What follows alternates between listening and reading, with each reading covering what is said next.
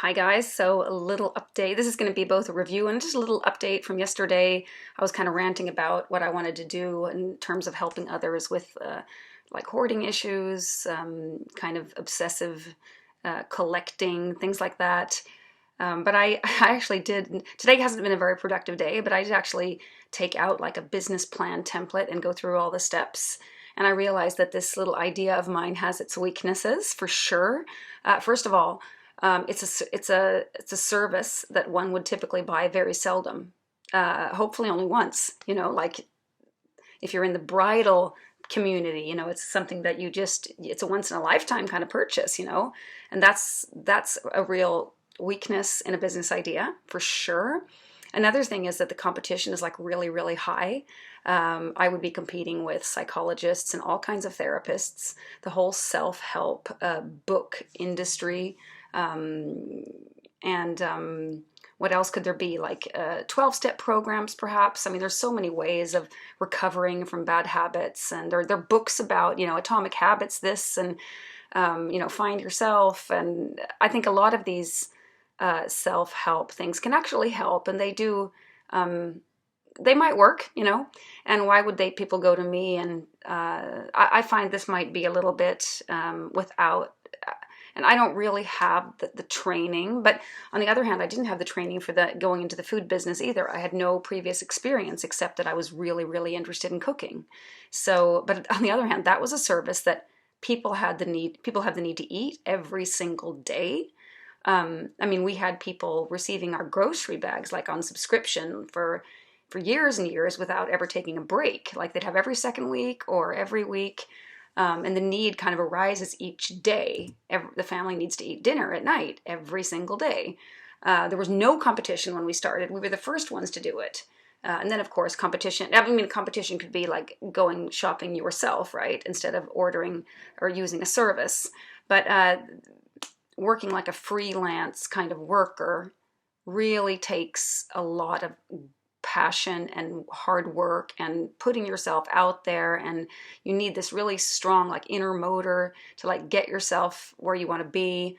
I was thinking, I could have a podcast, I could write books. I'm a real kind of read and write kind of person. I love reading and writing. I would really love to be more kind of maybe of an academic within like behavioral sciences, or I always feel a little bit jealous when I hear people kind of like the guy behind Atomic Habits when he's on a podcast talking about his, all his findings. And I think he's basically just taken other people's research and put it into a book. I mean, he's a writer. He just made the message clear to people, so to make, and makes it kind of easy to do. I mean, I could be a person like that. I mean, I'm not really a writer, but I could be if I got some training. But it's hard to make a living on books. People don't read them. People like to write them, but they don't seem to want to read them. Anyway, so I've kind of, I'm not really sure what to do. But I'll keep you updated on this. Okay, so now the temperatures are falling here in Sweden. It makes me more want to get into fall fragrances, and one category that I really like are the ouds. I'm into oud. I like oud. Today I have worn all day Oud for Greatness, which is a really big fragrance. I had like 3-4 sprays from a sample. This is my sample. It's pretty full. I think this amount of Oud for Greatness is going to last me like 5 years because it's so big. It's not sharp at all, but it's kind of like a dark fragrance, but like super soft. But it does kind of fill a room, and it projects, and the longevity is incredible. And I just don't see myself like wearing this often. I think I'll probably bring this out again, maybe in 2 months I'll wear it again or something, even though I really love it. But it's just so, like, it almost takes my energy because it's a lot of stimulants, sort of. I really don't know how to describe this. This does not have that like Band-Aid-y kind of quality that oud from MFK does have. Someone said that this reminds of the dentist's office, and since I heard that, I have a hard time like shaking that association off. But it is definitely like it has a little bit of like a Band-Aid-y kind of medicinal quality to it. it's really an incredible fragrance. This I mean I have I got it when it was this much left, and I used to have a decant. I think I passed that on. I thought I'd just keep this because basically what I do is I get it out at night and I stand like this and kind of enjoy it for a few minutes, and I never wear it because it's super super strong. This is the Extrait. I mean, I couldn't say I don't recommend it because I think it's absolutely beautiful, but there is something a little bit strange about it. I went to the department store the other day here in Stockholm, NK it's called, and I tried Oud Silk Mood, but that one on my skin kind of went sour. It has a lot of rose, and rose sometimes goes to that like sour kind of territory. And my friend, she thought that this perfume kind of aged me and didn't do well on my skin. So we kind of agreed on that. But I was surprised to hear that like Sam from My World of Fragrance put it on her 5 fragrances I love list in one of her latest videos. So, I mean, she loves it. Some people love it. I just think I found it kind of, yeah, it was a little like sour and something like, and it was really beautiful on the blotter, and it was really beautiful like when I just smell the top, but I didn't like it on my skin. This is one of my favorites ever, Oud Satin Mood. I've had this for a long time. I don't really consider this an oud fragrance, although oud I think is considered to be like one of the most dominant notes here. But for me, this is a lot of the combination ooze, not rose, oud, vanilla, benzoin, that combination kind of. This is like so feminine, so it's so beautiful. It's not just like this is like a real party fragrance. This is there's something so special about this. I don't use the word masterpiece like ever, but if I would say that a perfume is one perfume to be a masterpiece, this would be it. This is a masterpiece for sure. But I would probably be, and I haven't used all this, I've decanted some, but I'm not going to decant anymore because the price of this has gone up a lot. Like I got it like for $290, 70 milliliters, and now it's gone up to like $360, $370 or something like that, which is outrageous. So I'm not going to split any more of this because, I don't know, I might feel like I want to use it more often, but I use it like for date night, party, big event perhaps, in the winter at night, in the fall at night. I mean, in the daytime if there's something special, but this, I would never go like sit in a movie theater or something with this on because it'd be kind of like I was taking over the show. It's really, really potent. Okay, so right now, Oud for Greatness just kind of settled down. It kind of disappeared by like 5 o'clock. I had it on since early morning. And now I've gone over to I just have a decant, Terryfic Oud Extreme by Terry.